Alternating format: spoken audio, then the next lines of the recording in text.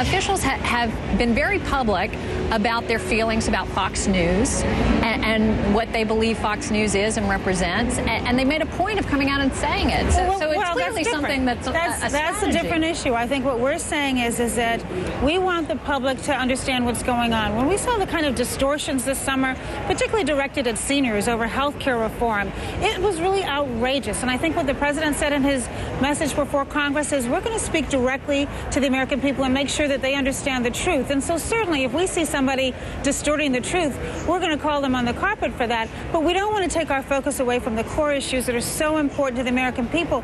Now, when there's all that chatter and distortion and false information, we have to distinguish between truth and fiction. Do you think Fox News is biased? Well, of course they're biased. Of course they are. Do you also think that MSNBC is biased?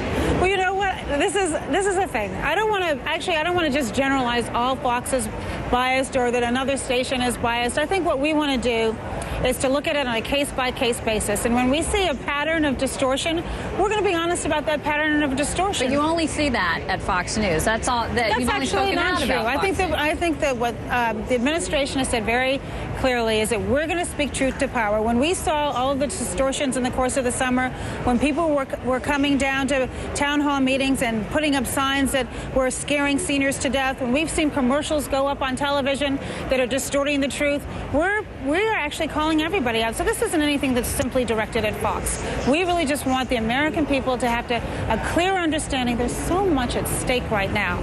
We really don't have a lot of time for nonsense and distortions. The American people are also smarter than that. Let them reach their own judgments based on the fact. Let's just take health care, for example. Reasonable people could differ about the right approach. So let's have a conversation about that.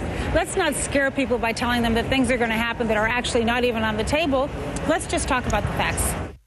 So I am stating what I think is the obvious here. Jarrett seems loath to admit that MSNBC has a bias. And that is where I think the White House loses all credibility on this issue. Just as Fox News leans to the right with their opinionated hosts in prime time, MSNBC leans left. I don't think anyone at Fox or MSNBC would disagree with that. I'm not critical of what my friends at Fox News and MSNBC do, but it is apples and oranges when compared to what we at CNN do.